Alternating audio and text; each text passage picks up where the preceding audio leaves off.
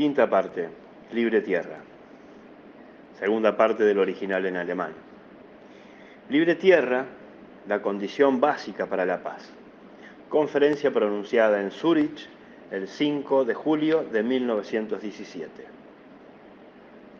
Para alcanzar su condición humana, fiel a la piadosa tierra, le dio la vida, el hombre se unió a ella para la eternidad. Schiller.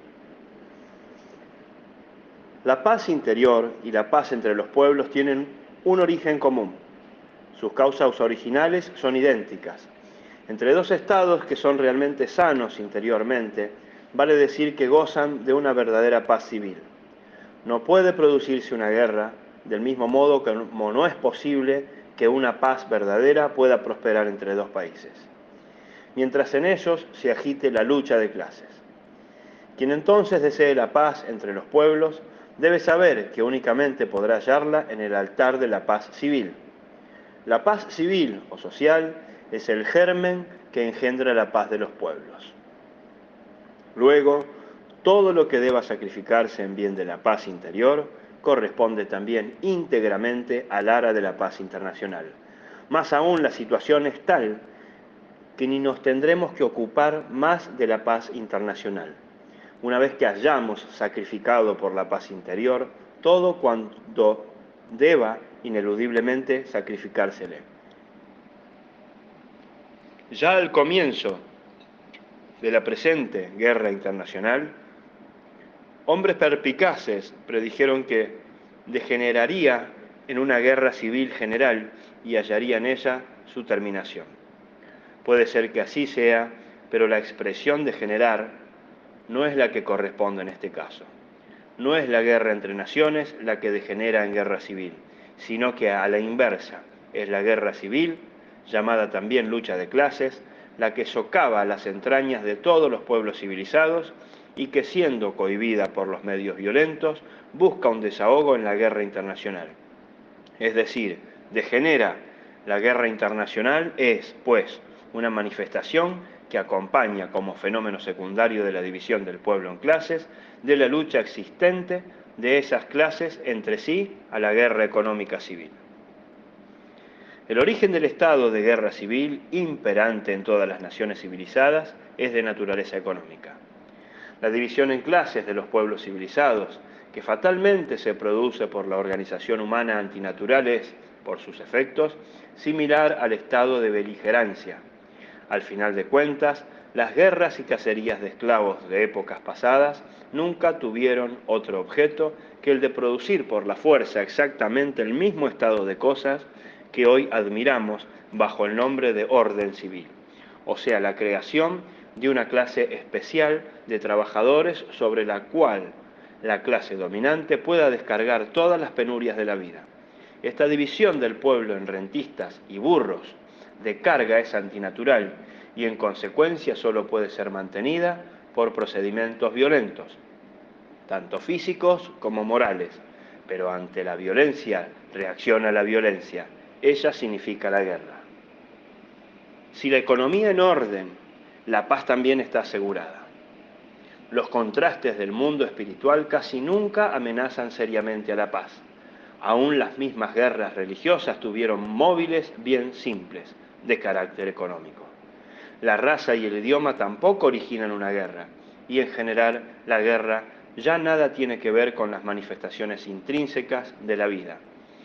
El solo hecho de que los guerreros deben diferenciarse artificialmente, por uniformes, en amigos y enemigos, y que no es posible imaginar una batalla entre regimientos desnudos, habla bien a las claras a este respecto. Las instituciones económicas que hoy condicionan la división de los pueblos en clases y que los llevan a la guerra civil, desde un principio hasta nuestros días, han sido las mismas: el derecho al suelo y la moneda metálica, respectivamente su burda imitación, la moneda de papel. Instituciones antiquísimas, bacterias sociales de discordia y agentes disociadores, que ya en la antigüedad redujeron a escombros a los estados y que acabarán también con nuestra cultura, si no nos libramos a tiempo de ellas. Mientras con nuestros esfuerzos renovadores y revolucionarios nos detengamos ante estas dos instituciones económicas, la paz no es posible, ni hacia adentro ni hacia afuera. Eso bien claramente nos los ha demostrado la gran Revolución Francesa. A pesar de la representación popular, a pesar de la llamada democracia, la descomposición en clases prosiguió con fuerzas renovadas y ha alcanzado un grado tal como posiblemente no se le encuentre en otro país. Antiguamente eran la Iglesia y el Estado los que expoliaban al pueblo hasta la sangre. Ahora son los rentistas los que ocuparon su lugar. Precisamente estas dos instituciones a las que se le debe la división en clases no han sido afectadas por la revolución, la propiedad privada del suelo y el tradicional sistema monetario que nos legó la antigüedad. La propiedad particular del suelo y el proletariado, inseparablemente unido a ella, son incompatibles con la verdadera democracia. Más aún, la monarquía no es otra cosa que la lógica consecuencia de la propiedad particular del suelo. El terrateniente aspira forzosamente a un poder central y pues únicamente de él cree poder obtener la protección contra los codiciosos manotazos de las masas levantiscas. Además, nuestra acostumbrada moneda exige, como condición para su actividad, el pago de un interés y orienta toda la economía social hacia el pago de intereses, es decir, obra en las mismas direcciones, dividiendo al pueblo, formando las clases sociales contrarias a la paz. Desde que se ha implantado la propiedad particular del suelo y se han elevado los metales nobles a la categoría de medios de cambio para la producción del trabajo. No ha existido nunca una paz verdadera y mientras permanezcamos en esas antiquísimas bárbaras instituciones del Estado, nunca habrá paz ni hacia adentro ni hacia afuera. La guerra es la única situación posible entre rentistas y trabajadores. La paz es una empresa formidable y la magnitud de la empresa deben corresponder los medios para realizarla. De lo contrario, solo habrá desilusiones. La paz no exige sacrificios en hombres, pero sí en dinero, inauditos. Aparte de ello, el sacrificio de precios, privilegios, prejuicios, amados, aspiraciones raciales y concepciones sobre la vida.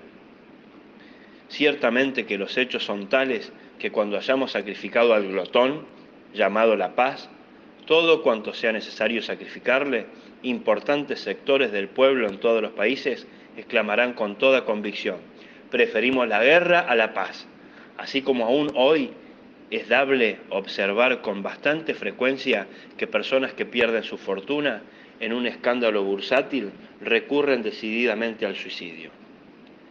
Ha sido el error de todos los pacifistas, con la sola excepción de los primitivos cristianos, de menospreciar la magnitud del problema y por lo tanto trataron siempre de alcanzar la meta con un armamento absolutamente insuficiente. Realmente a veces parece que la paz habría que buscarla en el emporio comercial. Quizás sea de utilidad observar con mayor detención lo que hasta ahora se ha consentido en sacrificar a nuestro glotón. He aquí, por de pronto, a los vegetarianos y a los abstemios, que exclaman: la guerra es un estado mental morboso, que tiene su origen en un estado patológico del organismo, resultado de la alimentación carnívora, del tabaco, del alcohol y su consecuencia. La sífilis: sacrificad el alcohol y tendréis la inteligencia de la serpiente, sacrificad los alimentos de carne y os volveréis mansos como los corderos. Hay verdad, mucha verdad en estas palabras, pero esos pequeños sacrificios no nos darán la paz. Hubo guerra y guerras mucho antes que los pueblos degeneraran por el alcohol y el tabaco. Por otra parte, tendríamos que esperar a que los hombres, por el vegetarismo y la abstinencia, es decir, por un largo proceso de selección, se hubiesen regenerado. Moisés redime recién a la cuarta generación de los pecados de los padres. Y quedaría aún en pie la duda de si los factores degeneradores de las guerras no son más que potentes que las fuerzas de la naturaleza humana orientadas hacia el incesante perfeccionamiento de la especie. Es decir, si en la rivalidad de ambos impulsos no fuese la guerra la que tendría la primacía. Otro medio recomendado con convicción es la huelga de vientres. Sin nacimientos no hay soldados, no hay guerras.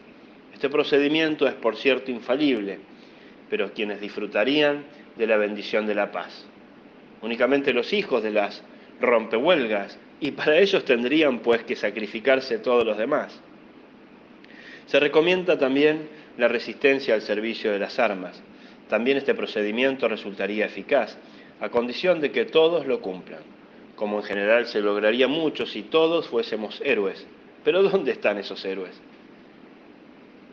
En los muchos centenares de años ha habido un solo Arnoldo de Wickenried, un solo Giordano Bruno, un solo Haas, quien reclama tal espíritu de sacrificio exige la superación del instinto de la conservación, que felizmente es más poderoso aún que el deseo de paz. Si es precisamente ese instinto de la conservación lo que nos predispone para ser pacíficos. Otra propuesta es la siguiente, como fianza para mantener la paz.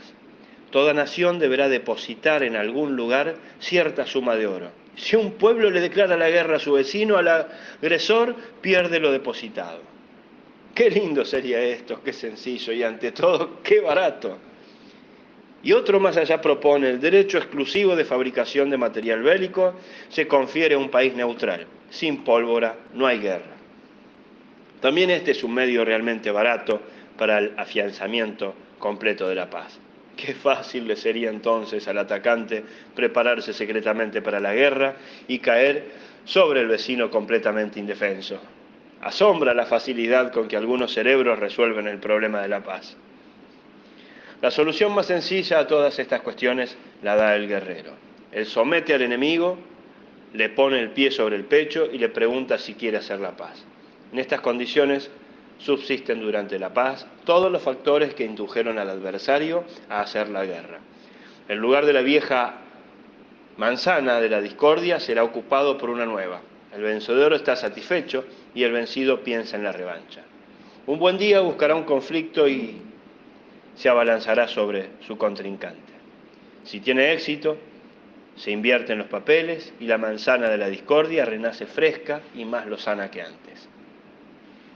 La paz que se firma, en tal caso, es siempre de carácter precario y no sirve para otro fin que para tomar nuevo aliento, es decir, reunir nuevas fuerzas combativas para obtener la preponderancia bélica, ya que el triunfo enorgullece al vencedor y ese orgullo lo hará caer. Precisamente por ello, esa preponderancia no está por mucho tiempo.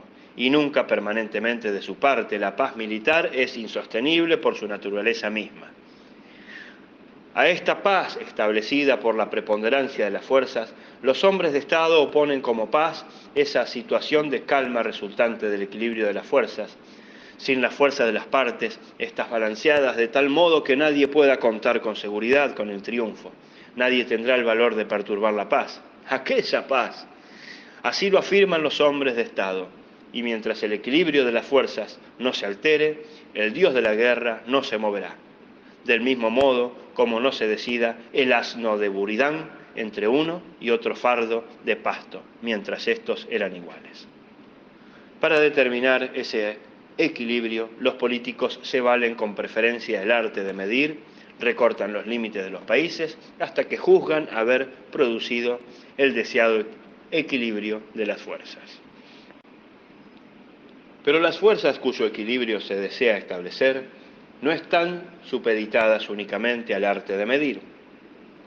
Con frecuencia la potencia de los estados hasta está en proporción inversa a su extensión territorial. Y eso, lo que en potencia bélica es independiente de la extensión territorial, no es una magnitud constante.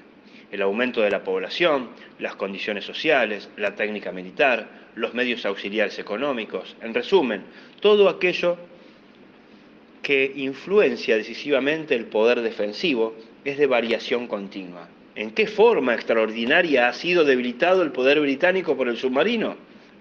Por eso, aunque los hombres de Estado hubiesen logrado efectivamente en un principio establecer un equilibrio perfecto, esta fianza de la paz está supeditada siempre a las citas a las citadas influencias perturbadoras y a otras miles más.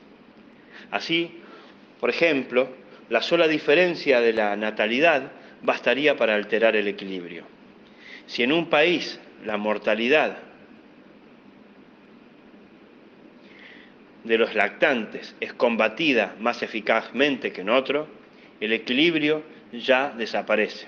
En Egipto, por ejemplo, el faraón trató de conservarlo, ordenando que los hijos recién nacidos de Abraham fuesen ahogados. Quien quiera asegurar en esta forma el equilibrio entre Alemania y Francia, o bien tiene que recurrir al procedimiento faraónico en Alemania, o bien debe elevar el nivel de la natalidad en Francia, hasta alcanzar el alemán. Empero frecuentemente, el número de habitantes por sí solo no es tampoco decisivo para ese equilibrio, como lo es la extensión de territorio, con harta frecuencia del poder bélico, está en proporción inversa al número. Más decisiva que la cantidad suele ser en muchos casos la calidad, la aptitud militar. A veces el alcoholismo y la abstinencia bastan por sí solos para derrumbar a más de una paridad de fuerzas. Hace 10 años el alcohol hizo fracasar la Revolución Rusa. La sobriedad practicada desde hace 3 años dio fuerzas a los conjurados. Si los políticos del equilibrio toleran el alcohol en una nación, deben obligar su consumo en todas las demás, y de lo contrario desaparece la paridad, por más exacta que haya sido. Está de más citar otras exigencias de la teoría de la paridad. Lo dicho nos demuestra ya a dónde llegaríamos con esta paz diplomática. A una paz semejante aspiran los defensores de la teoría del desarme. Dicen ellos que el equilibrio de las fuerzas se establece ni bien todos deponen sus armas. Dicen que 100 hombres desarmados no son más poderosos que 10. El hombre desarmado sería militarmente un 0. El poder, según ellos, radica en las armas, y la superioridad del armamento incita a la guerra. Pero bien es cierto que no van tan lejos de querer desarmar también a la policía. Posiblemente es que piensan también en la necesidad del armamento para mantener la paz interna. Pero esto representa ya una concesión muy sospechosa al armamentismo, pues ¿cuántos cuerpos de ejército se le habrían concedido al zar de Rusia en el Congreso del Desarme para mantener el orden? Al exigirse el desarme como garante de la paz, se olvida generalmente que de arma sirve cualquier objeto con tal que sea más duro que el cráneo de un soldado. El valor ofensivo de un arma puede establecerse por el parangón con el armamento del contrincante. La espada del uno solo requiere estar un poco más afilada que la del enemigo para ser excelente espada. En 1525, durante la guerra de los labriegos en Alemania, la armadura de los caballeros era destrozada con los trillos. En la comuna parisina las piedras del pavimento fueron las únicas armas. Caín mató a su hermano con una maza y Hércules en la cuna estranguló sencillamente a la gigantesca serpiente. En tales condiciones, ¿cómo es de imaginar el desarme? La policía italiana prohíbe la aportación de cortaplumas para hacer efectivo en esta forma el desarme. ¿Hemos de prohibir la posesión de trillos? ¿No debe haber más escopetas de caza? Está bien, pero si se prohíbe todo esto, los enemigos se estrangularán, como durante la guerra. En una refriega lo hacen siempre los soldados cuando se lo agotaron las municiones. Es decir, cuando están desarmados. En última instancia, es siempre el puño el que decide la contienda. Si se produjera el desarme completo, sin que se eliminen las causas de la guerra, solo se prepararía el terreno para la más terrible de todas las luchas, la batalla cuerpo a cuerpo, batallas de Teutoburgo, Lechfeld, Sempach. ¿Y no hemos observado ya con qué rapidez el fabricante de violines evoluciona y adapta su taller a las necesidades de la guerra? Del material bélico que actualmente se emplea en el frente, solo una ínfima parte proviene de la producción de paz. Ni bien estalló el conflicto armado, llegaron ya grandes cargamentos de granadas norteamericanas de reciente fabricación. ¿De qué sirve entonces el desarme? No alcanzó a comprender el sentido de esta exigencia. No alcanzo a comprender el sentido de esta exigencia. En la lucha contra Inglaterra, el arado, el muladar, constituyen el verdadero armamento germano. El trigo es armamento, el guano es armamento, las ovejas son armamento. Con salitre se cargan granadas y se abonan los campos. ¿Acaso deberán suprimirse también las universidades técnicas porque allí se enseña cómo puede obtenerse salitre del aire para la agricultura y para la guerra? De las retortas de las fábricas alemanas de anilinas se obtiene pólvora y colorantes para huevos de Pascua, según se haga girar la canilla A o B. Ah, sí, dicen los franceses, el desarme general. Eso les gustaría a los alemanes bellacos. Ellos poseen hierro y hulla. Ellos tienen una industria potente, tienen todo lo que se requiere para la rápida fabricación de armamentos. Pero los demás pueblos, los que en tiempos de paz adquieren sus armas en el extranjero, para tenerlas a mano en caso de guerra, ¿qué dicen de la cuestión del desarme? ¿Cómo volverán a armarse una vez que se han desarmado? ¿Qué hubiese sido de Rusia y Francia si hubiesen estado desarmadas?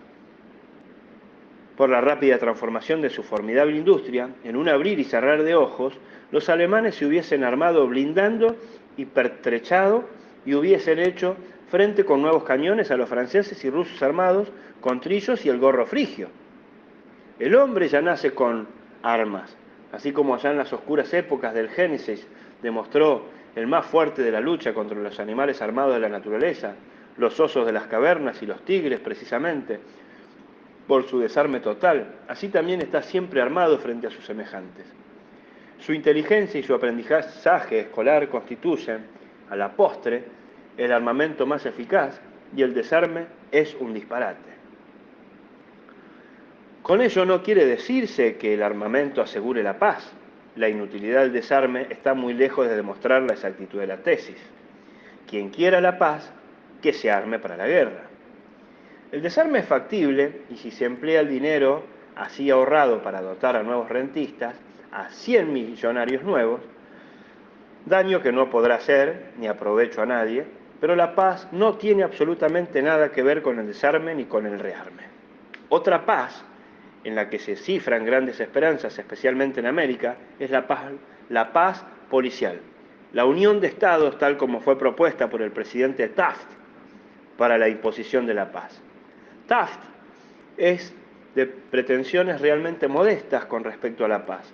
Esta paz violenta no recuerda acaso a esa calma reinante en aquellos estados en los que se impide el levantamiento de los disconformes con medidas policiales.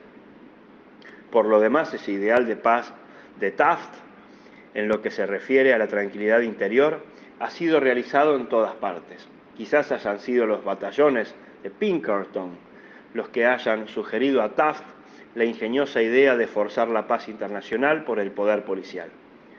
Dentro de breve tiempo se verá, por otra parte, qué resultado tendrá América de esta paz forzada el día en que la clase obrera se levante contra el gran pulpo capitalista.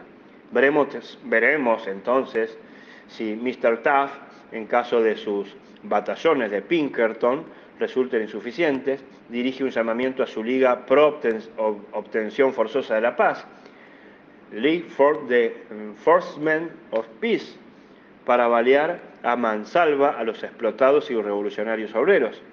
Una ayuda mutua de esta naturaleza para los casos de revueltas internas habrá sido lo que en su tiempo se habría convenido al concertarse la Santa Alianza.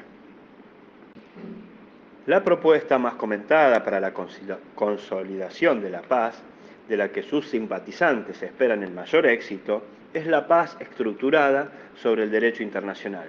De acuerdo con la opinión de los pacifistas, solo es necesario ampliar el derecho internacional para asegurar esa paz en alguna forma contra ataques. Todavía no se ha determinado claramente la forma de ese afianzamiento. De todos modos, se espera que con el tiempo será posible configurar el derecho internacional como una especie de reliquia inviolable, un ídolo legal, de modo que ya nadie se atreverá a infringir en contra de él. Este derecho internacional deberá inspirarse en la justicia, en la moral, en la libertad. Por ahora, nadie trata de explicar qué es lo que se entiende por justicia internacional. Moral de Estado. Se supone simplemente, como algo natural, que la justicia es un ente especial, algo que siempre se presenta en la misma forma a todos los hombres, de tal manera que si hoy, por ejemplo, la totalidad de los 500 millones de súbditos ingleses tienen una opinión muy distinta con respecto a la legalidad de la guerra submarina que los 70 millones de alemanes, eso se debe pura y exclusivamente a que uno de los dos bandos juzga equivocadamente los hechos, o contrariando sus propias ideas, declara en contra de su conciencia. Pero supongamos que el ente justicia exista realmente, que sea siempre y en todas partes igual, tanto en Londres como en Berlín, antes, ahora y en el futuro, vale decir que sea de configuración eterna e invariable. No deja de extrañar, sin embargo, que esos pacifistas presupongan, sin más ni más, que en los oligarcas de nuestros estados de clases existan dosis suficientes de espíritu y de justicia, y que sobre esa base crean poder construir tranquilamente, apoyados sobre esa justicia, las relaciones de nación a nación. Pero por todos los cielos, ¿qué es lo que nos autoriza a semejante premisa? ¿Acaso es esta la última guerra o quizás la vida interior de las naciones antes de la guerra? ¿Impera en todos nuestros queridos estados de clase un espíritu tan sensible de justicia? ¿Acaso el alma de esos estados de clase desborda hoy de amor y de justicia? ¿Puede considerarse a la vida pública en todos los estados con división de clases como la alta escuela de justicia y de filantropía? ¿La política que se hace en las representaciones populares dignifica realmente en tal forma los sentimientos? ¿Vuelven los jóvenes empleados que para sus perfeccionamientos se envían a Sudáfrica, al Congo, a la India, realmente como individuos sensibles y desbordantes de espíritu de justicia? ¿Es acaso la constante lucha de clases que año tras año sacude a obreros y empresarios la que tiende a elevar en todo el pueblo el sentimiento de justicia y de amor al prójimo? Nuestros oligarcas observan impasibles la formidable mortandad infantil en Nueva York, Berlín, Londres, París, de la que solamente en Alemania anualmente caen víctimas 300.000 criaturas, es decir, casi tanto como la actual contienda sacrifica en hombres y más de lo que han costado las matanzas en Armenia. Bien saben ellos que estos niños en su mayoría sucumben solo porque la pobreza impide a las madres el cuidado indispensable que ellos requieren.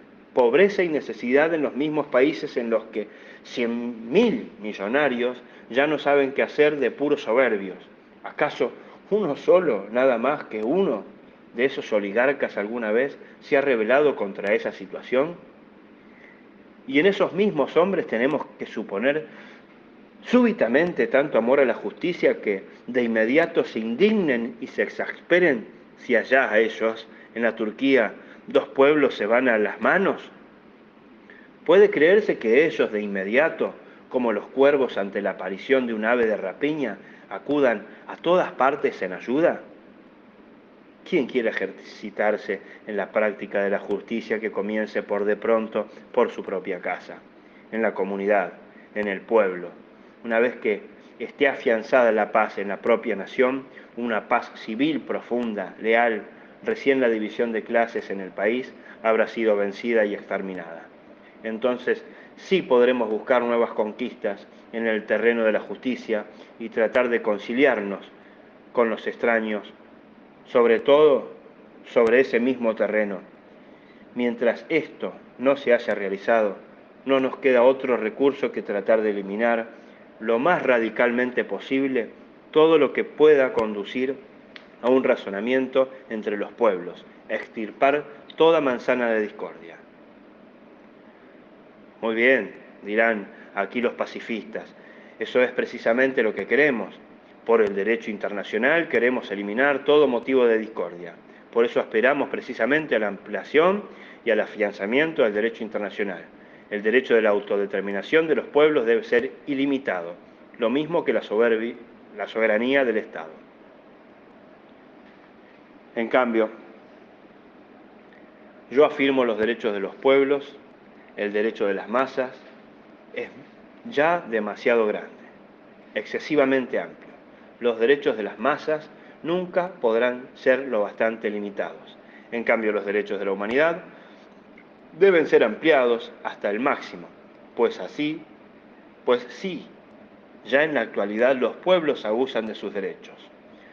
Cuanto más lo harán con derechos ampliados. No estamos cerrando el camino. Los derechos de los pueblos, en particular, deben ser limitados. Y en lo que se refiere a la soberanía de los pueblos sobre el suelo, por ellos ocupados, hasta debe ser derogada por completo. El derecho internacional significa la guerra. El derecho de la humanidad es la paz. El desarrollo del derecho internacional es calificado de progreso. Esto no es exacto, contradice la historia. Originariamente, el derecho de la fuerza, el de las masas, fue el llamado derecho internacional. De él, paulatinamente, se ha desarrollado el derecho humano, el derecho de cada individuo en particular. Quiere decir entonces que el progreso va del derecho de las masas al derecho del individuo. Los pueblos, en comparación con sus componentes, son siempre de calidad inferior. El individuo no se eleva si descarga toda la responsabilidad de su actividad sobre las masas. Dentro de la comunidad, el individuo obra con mayor mezquindad que cuando está aislado. Swift ya afirmaba: siempre he odiado a los estados y a las comunidades. Mi amor se dirige hacia el individuo en particular. Por ello debemos acordar mayores derechos al individuo que a los pueblos. Aquel abusará menos de ellos, ya que él mismo asume toda la responsabilidad. El derecho internacional, el derecho de las masas, solo puede ser establecido a costa de la humanidad. El derecho de uno puede concebirse solamente como perjuicio de otro. Del mismo modo, como la libertad de uno está formada por las restricciones del otro, únicamente los derechos de la humanidad constituyen en este caso la excepción. Todo privilegio, al igual que una letra de cambio, debe ser pagado por alguien, y en el caso del derecho internacional, ese alguien es el hombre. Luego, si por el derecho internacional fortalecemos a los pueblos, nos debilitamos todos como individuos. Por eso, todos los esfuerzos que tiendan a una paz por el derecho internacional resultan de efecto contraproducente. La esencia de todos los derechos internacionales es la soberanía del Estado sobre el territorio ocupado por los pueblos.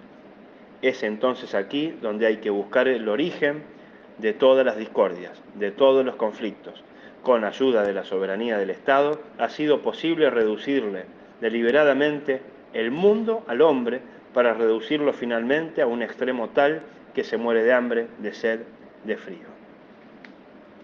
De acuerdo con este derecho internacional, Dios dio al mundo, no a los hombres, como reza en la Biblia, sino a los pueblos. ¿Y qué abuso hacen esos pueblos con esos derechos de soberanía a los que todavía afirman que no han sido ampliados aún lo suficiente? Veamos, por ejemplo, América. ¿Acaso Colón descubrió ese continente para los norteamericanos? Seguramente que no. Para la humanidad lo descubrió, y cuando menos para sus compatriotas. Y a estos, sus compatriotas, los norteamericanos, les niegan la inmigración con el pretexto de que son analfabetos o que no tienen dinero en los bolsillos. ¿Acaso Colón llevaba tanto dinero consigo y sus tripulantes sabían leer y escribir?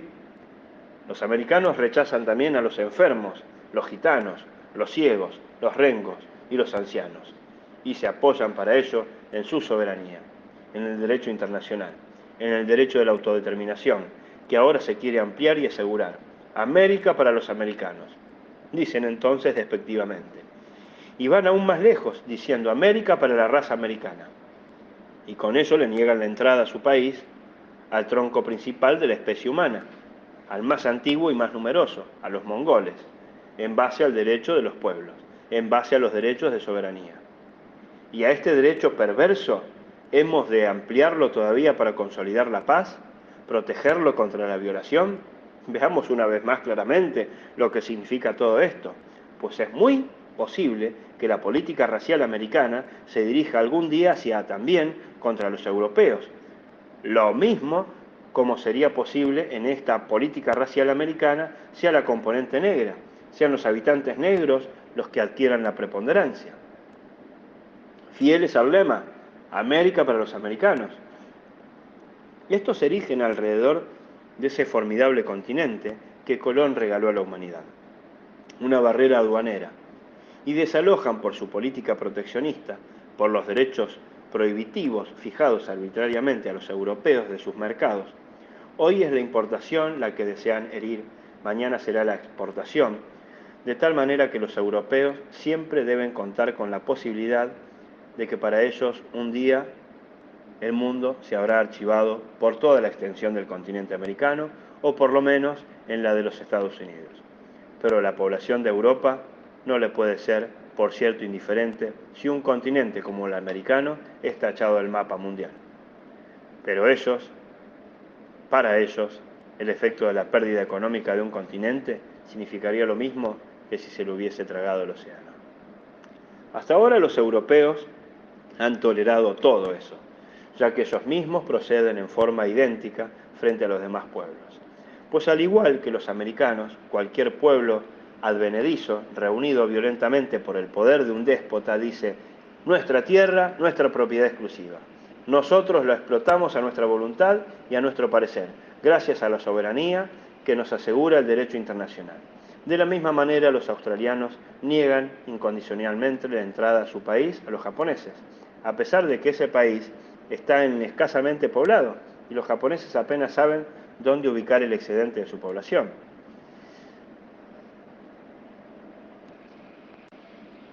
Del mismo modo, como en las regiones polacas, en la Prusia, se compraban campos con fondos del Estado para arrendarlos a prusianos, no polacos, y a todo esto se le llama derecho de gentes, que los pueblos con poblaciones excesivamente densa relean la Biblia en la parte del faraón, que es lo que hay que hacer con los que recién nacidos, que los mongoles ahoguen a sus criaturas. Así hablan los americanos, prusianos y australianos, que en tanto se entusiasman por todo lo que sea humanidad. En fin, como ya se ha dicho, hasta hoy los mongoles, europeos y africanos han tolerado semejante trato. Pero ¿hasta cuándo? El armamentismo americano, que se realiza actualmente a todo vapor, ¿se dirige realmente solo contra las potencias centrales? ¿O es que ese armamento se juzga además necesario para poder realizar la política racial que allá se practica? ¿Cómo es posible evitar ese formidable enorme choque? Sería ridículo esperar que un simple tratado de derecho internacional que respete los derechos de la soberanía americana allane esta disputa. Por el contrario, esta tomará un incremento tanto mayor. Fomentará un odio más profundo entre los pueblos, cuanto más trate de remendar en ella el derecho internacional. Llegará el día en que el mongol, con un puño de hierro, golpeará la puerta de oro, San Francisco, y entonces la raza blanca, apoyada en el mismo derecho de gentes que hoy debemos ampliar, será empujada atrás hacia el océano Atlántico. No es posible apaciguar esta lucha desde el punto de vista de los pueblos y de sus estados. La política racial no debe atarse a estados, a límites internacionales, a leyes del Estado. Política racial es una cuestión absolutamente particular de cada individuo. El único pueblo que desde milenios practica tenazmente política racial, el judío, ni siquiera tiene un país propio y no conoce la soberanía del Estado. Quiere decir que para evitar estas posibilidades de guerra debemos ocupar un punto de vista superior, debemos partir de un conocimiento más profundo. En este caso, debemos retroceder hasta la célula de todos los estados, el individuo aislado. Son derechos del individuo los que tenemos que proclamar y no derecho internacional. Y como punto número 1 de todos los derechos del hombre, Dios dio el mundo a los hombres. Él no les dio el mundo ni a los americanos ni a los mongoles, a los hombres, a la humanidad, también a los analfabetos se los entregó. Y en esta cuestión debemos adoptar una posición irreductible. O bien la tierra pertenece a todos los hombres y entonces no hay lugar para derechos de soberanía de los pueblos, o bien reconocemos el derecho internacional sobre el suelo con todas las consecuencias. Esto es con la guerra que va agarrada a este derecho, como la peste a los andrajos hindúes. No hay, en este caso, un término medio. Antes de que Moisés, Atila, Garibaldi permitan que sus compatriotas sucumban por la estrechez excesiva, miraban allende las fronteras y si allá descubren suelo que no está poblado tan densamente, irán allá y matarán a golpes a quienes quieran impedirles el camino hacia la tierra, invocando derechos internacionales o papeluchos. El derecho de soberanía de los pueblos oponen ellos el derecho del hombre, y en una guerra así la humanidad debe triunfar de todos los pueblos y de sus derechos. Pero volvamos a observar esta soberanía del Estado sobre el suelo, fundada en el derecho internacional, desde otro ángulo, es decir, desde el punto de vista de las riquezas del suelo, supongamos del carbón de piedra. Quizás comprendamos entonces de inmediato que la paz fundada en el derecho internacional es imposible, mientras los americanos se atrevan a cerrar sus fronteras solo a los más pobres y mientras realicen ellos su política racial que no nos atañe directamente, nos sentimos en forma suficientemente personal la injuria que ese proceder significará para la humanidad como para indignarnos por él. Nos excusamos diciendo que protesten los afectados, que se rebelen los chinos, que los ciegos, rengos, analfabetos elijan su Garibaldi y destruyan por la fuerza la barrera limítrofe americana. A nosotros, como buenos paquidermos que somos, no nos interesa. Pero cuando nos enteramos de que Inglaterra y Alemania acordaron gravar al carbón de piedra con un derecho de exportación que duplica y triplica los pasajes y fletes marítimos, y cuando los habitantes de países pobres en carbón, como por ser ejemplo Suiza, deben pasar los inviernos tiritando de frío en habitaciones sin calefacción, entonces nos acordaremos de los chinos, de los analfabetos, de los ancianos, y con eso se clamaremos. ¿Y eso está permitido? ¿Forma esto también parte del derecho internacional? ¿No es esto un abuso de soberanía del derecho de autonomía de los pueblos? ¿Esa es la ponderada libertad de los mares? ¿De qué nos vale el derecho internacional, la paz internacional sobre el papel, si con ella nos morimos de hambre y de frío? Necesitamos la libertad de los mares, pero sin la libertad del carbón de piedra. Esa libertad de los mares es una cosa hueca. La soberanía de Inglaterra y Alemania sobre los yacimientos carboníferos debe ser sometida a una revisión evidentemente. Esa hulla de la que hoy dependemos como del sol o del aire pertenece a la humanidad, a todos los pueblos, a cada individuo. Así hablaremos, ni bien tengamos que pasar frío alguna vez, ni bien tengamos que sufrir personalmente las consecuencias de esa soberanía y del derecho de gentes. En lo que se refiere al suelo y a sus riquezas, no existe el derecho internacional, el derecho de las masas, ni la soberanía de las naciones. El derecho internacional solo puede referirse a lo producido por la mano del hombre, ni bien a los pueblos se les concedan derechos que sobrepasen el derecho del individuo. Esos mismos derechos se transformarán en guerra. Todos los hombres, cada uno en particular, tienen los mismos derechos al suelo, al mundo entero, derechos inalienables, y toda limitación de ese derecho primordial significa violencia, significa guerra. Por eso repito que si se desea la paz entre los pueblos, debe satisfacerse esta primera exigencia a todos los hombres, íntegramente a todos les pertenece el mundo, y fuera con el derecho de las masas, fuera con la soberanía que viole ese derecho primario. El ejemplo citado del mundo, de las riquezas minerales, bastará para lo que deseo fundamental. Por lo demás, toda materia prima desempeña en la vida de la humanidad más o menos el mismo papel que el carbón. Así, por ejemplo, un gravamen sobre la exportación del algodón americano sería tan mortal para los 500 tejedores e hilanderos alemanes como lo sería para la industria italiana, española y suiza el impuesto de la exportación al carbón de piedra. El ejemplo del carbón de piedra nos ha demostrado dos cosas. Primero, la imposibilidad de lograr una paz duradera sobre la base de los derechos internacionales. Segundo, el papel preponderante que la tierra y sus riquezas desempeñan en las relaciones entre los pueblos. Los derechos de las masas, soberanías y derechos de autonomía extendidos al suelo y sus riquezas son lo que sustraen a los pueblos esa sensación de seguridad imprescindible para los juicios justicieros, llevando la tranquilidad al alma popular. Esta posibilidad, ligada indisolublemente por los derechos de gentes, de que algún pueblo sea excluido de esas fuentes indispensables de materias primas, es lo que hace nacer, a fin de cuentas, en los hombres de Estado responsables, en los empresarios y a la postre, hasta los mismos dirigentes obreristas, ideas imperialistas. Ellos se dicen: debemos contar con que el imperio inglés, que los Estados Unidos, que los imperios centrales, un buen día nos puedan excluir en base a sus derechos de soberanía de estas importantísimas fuentes de materias primas. Por eso es únicamente una primacía propia, lo que más amplia posible puede asegurar a nuestro pueblo la posibilidad del progreso. Indudablemente que en los estados que hoy aspiran a la dominación mundial, estas consideraciones han desempeñado un papel más decisivo que el simple afán del despojo, del lucro y del dominio. Estoy completamente convencido de que si los empresarios y obreros ingleses, alemanes o americanos se les pudiese asegurar en alguna forma la obtención de las materias primas y la colocación de sus productos de muy buena gana, desistirían de toda expansión colonial y en general de la ampliación de los límites del Estado.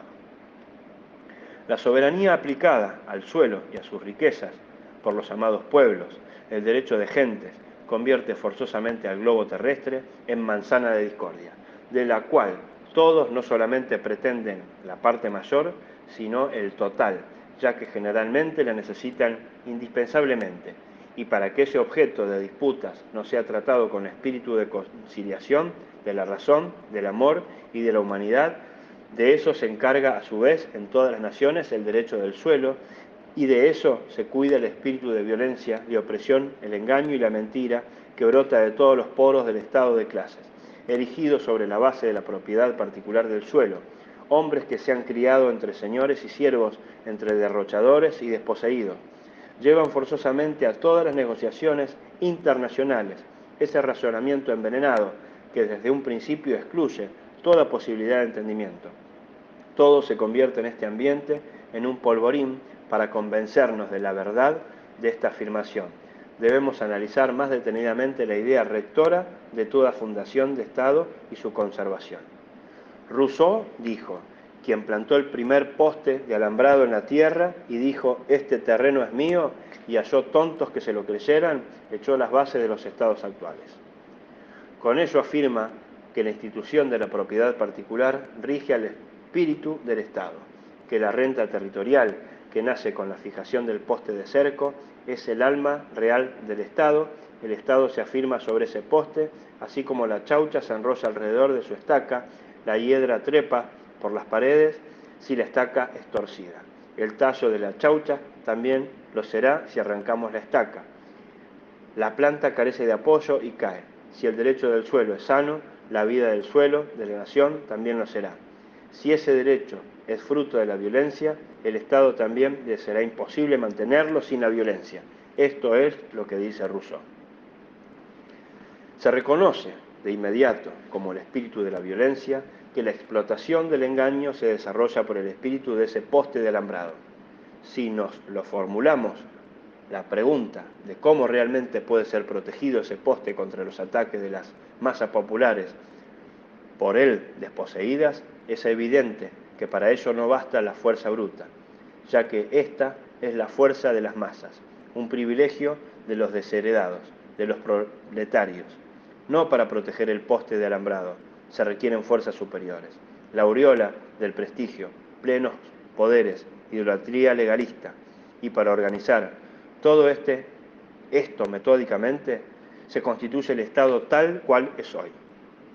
Para la organización de ese Estado y su ídolo jurídico, el terrateniente se apodera por la obligatoriedad escolar y religiosa de toda la educación de la juventud, de acuerdo con el lema: el hierro ha de machacarse y doblarse mientras esté caliente.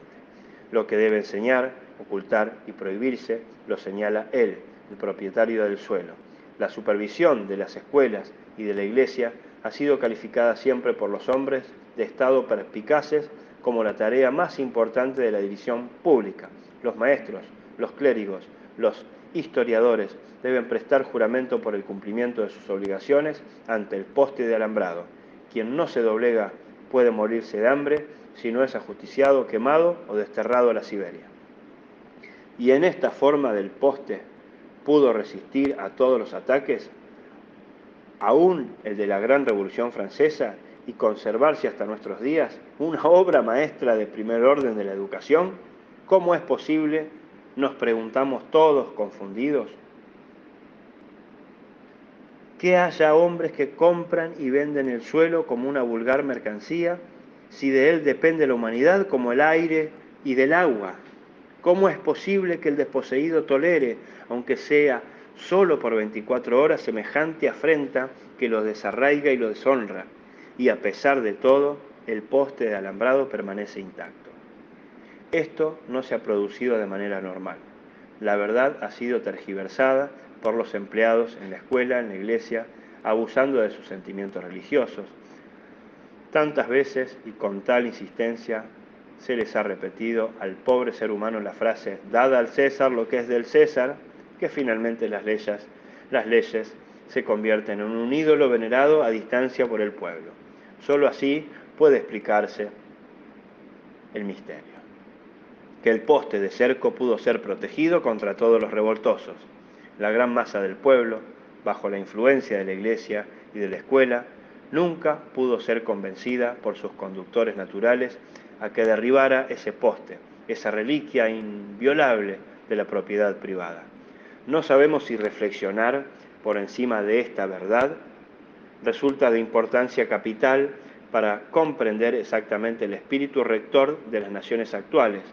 ¿Qué puede resultar de un pueblo si desde arriba se abusa de sus sentimientos más sagrados? Si de la religión, de la ciencia, el arte y del sentimiento natural, de la solidaridad humana, se abusa con fines imperialistas. ¿Qué puede esperarse de un niño al que se le dice, Dios te dio la tierra a los hombres, pero a tu padre, que también es un hombre muy bueno, lo ha excluido? Y que eso está perfectamente bien, que es derecho sagrado e intangible. Opino que tal estupidez no la resiste ningún niño. El espíritu de justicia social es indudablemente conmovido en el niño por tamaña blasfemia, cuyo efecto será tanto más desastroso cuanto mayor haya sido la predisposición por la justicia social en el niño.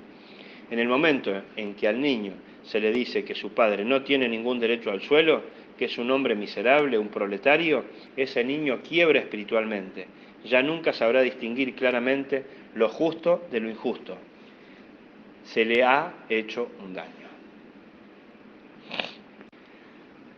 De los hombres así educados, además de lo que activa o pasivamente colaboraron, esperamos ahora que con claro discernimiento y espíritu pacifista coman todos juntos, todas las manzanas de la discordia que la soberanía de los pueblos les arroja diariamente. Más aún, cada hora sobre la mesa de deliberaciones de los estadistas. Para creer factible tal cosa, realmente tendríamos que destilar sentimientos de paz por todos los poros.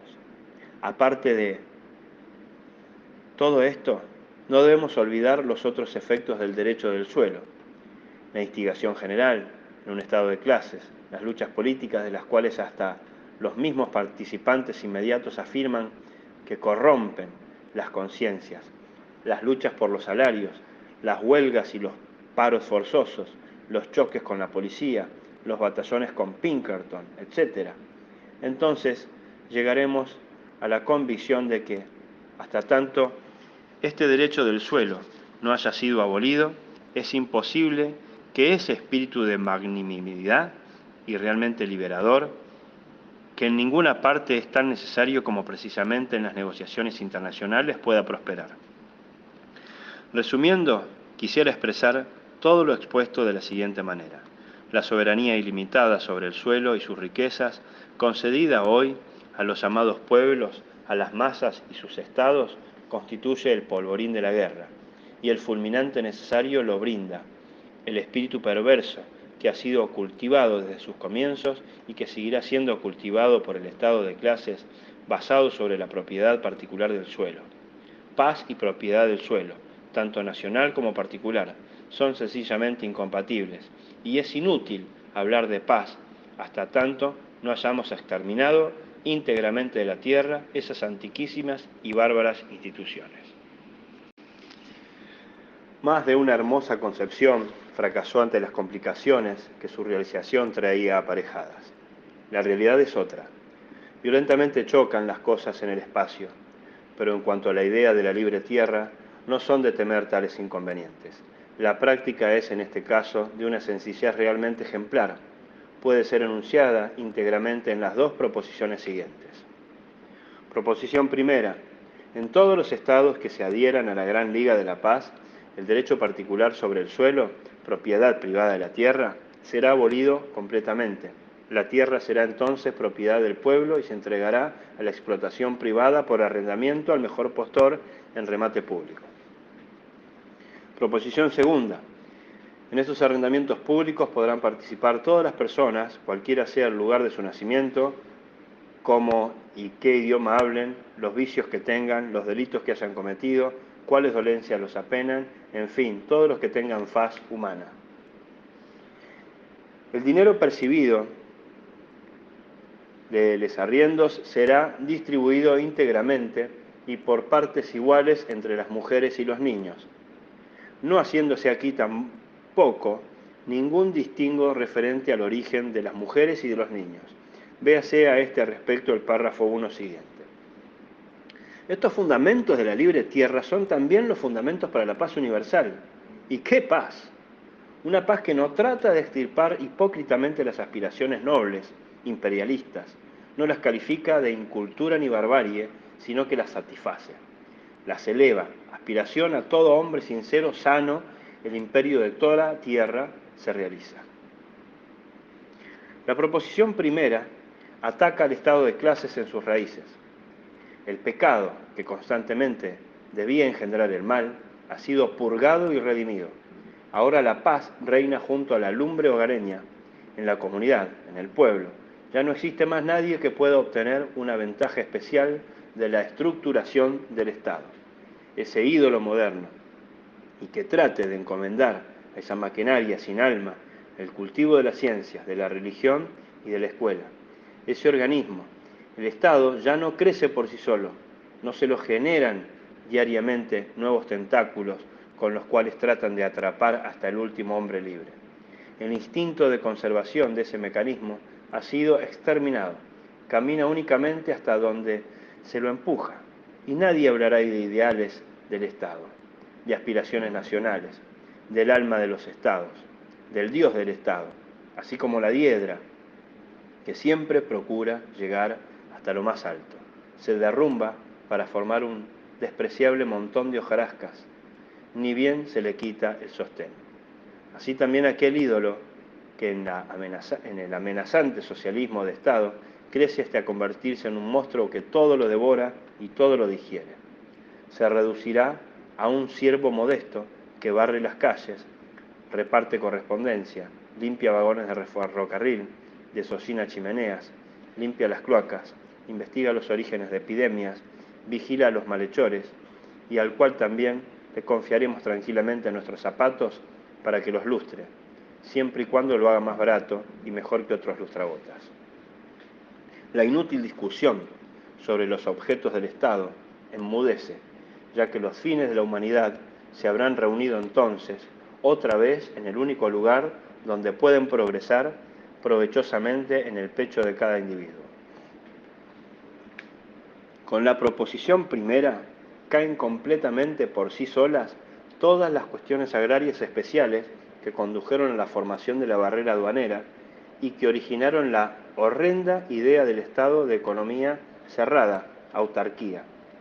Las dificultades técnicas de orden monetario del libre cambio se solucionan íntegramente por la libre moneda. La proposición primera conduce automáticamente al libre comercio y cuestiones como la Alsacia, Serbia, Polonia, Marruecos, Gibraltar, Irlanda, etc. pierden el sentido racional para todos los participantes, se tornan institucionales y los guardianes de la frontera, me refiero a los verdaderos guardianes, no a esos hombres humildes que día y noche montaban guardia para que, de allende la frontera, no entrasen al país mercancías buenas y baratas, sino aquellos otros hombres que obtenían el provecho inmediato, en efectivo, de una acentuación lo más estricta posible de todas las barreras y límites políticos entre los pueblos. Esos desaparecen totalmente con la proposición primera. Para crear la paz, ya no será más necesario que se corran los mojones limítrofes. Quedarán sencillamente allí donde se encontraban los principios de la guerra, que permanezcan allí como monumentos a la discordia, a la guerra. No tendrán entonces otro sentido que el que podrán tener, por ejemplo, los límites de los diferentes estados o provincias alemanas. Una cuestión puramente administrativa que por la libre tierra será simplificada enormemente, un objeto que ya no significará más una separación, por lo que se puede afirmar que con la proposición primera los límites artificiales se hacen ineficaces. Restarán entonces únicamente los límites naturales, que forman los idiomas, las razas, montañas y ríos, etc., y de los cuales, hasta ahora, nunca se ha afirmado que hayan conducido a guerras. Y del único límite que restaría aún, el límite de la legislación, se puede decir que padece de un verdadero delirio suicida, en el sentido de que las leyes de los diferentes pueblos se adaptarán diariamente más y más, por lo que los límites de su campo de acción se refundirán y diluirán más cada día que pase. Naciones con idéntica legislación no tienen límite de legislación, del mismo modo como no lo tienen dos gotas de agua que se unen.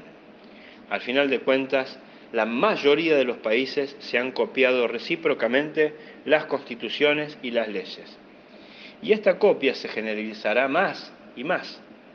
De este modo, con la declaración de libre tierra, los límites se demuelen hasta la invisibilidad. ¿Para qué entonces correr todavía los mojones limítrofes? Con la proposición segunda, se extirpan todos los motivos de discordia que la soberanía de los estados sobre las riquezas del suelo había creado, los monopolios del carbón, del petróleo, de la potasa, del algodón, etc. No solo es interesantísimo, sino está gracioso observar los efectos de la proposición segunda. Produce al extirpar todos esos motivos de discordia, y como hasta los problemas más intrincados se resuelven íntegramente por esa única proposición, no es este el lugar para enunciar, aunque solo sea muy someramente, los innumerables efectos revolucionarios que en las relaciones internacionales producirá la proposición segunda. Es un campo de investigación separado, de extensión colosal. Todo será transformado fundamentalmente y no ante el tapete verde de los diplomáticos, sino automáticamente por evolución natural.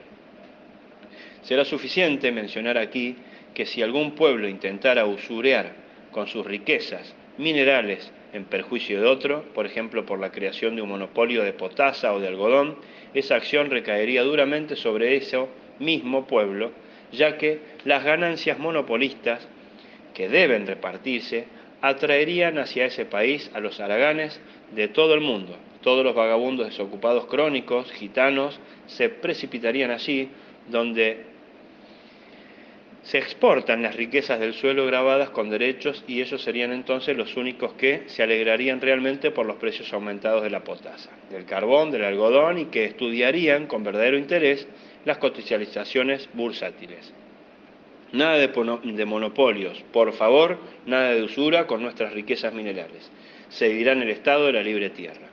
Tenemos suficientes vagabundos, parásitos en nuestra casa, no queremos atraer más a los del extranjero. Pero como en los demás estados se tendrán las mismas aspiraciones para otras mercancías, es evidente que las riquezas del suelo ya no podrán producir ninguna clase de razonamientos.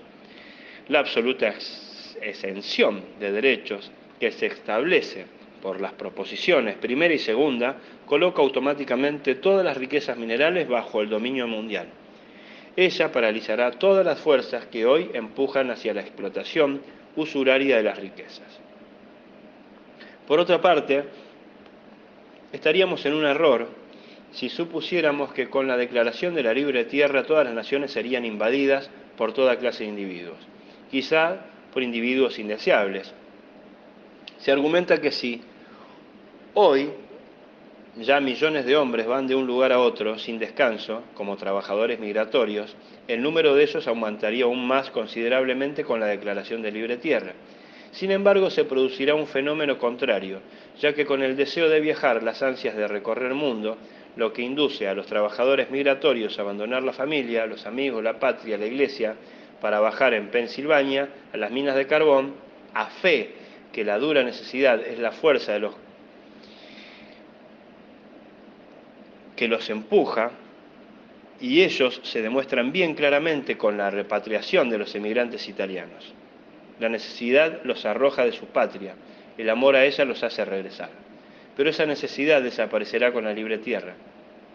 Si en alguna parte de la población llega a ser demasiado densa, el excedente emigraría a los lugares en los que aún queda sitio, pero ya no con armas y por la fuerza, sino con el arado, con bueyes y ovejas, y ya no como objeto de explotación de voraces usureros de tierra, sino como ciudadanos libres, de iguales derechos, del país donde los ha llevado su real gana.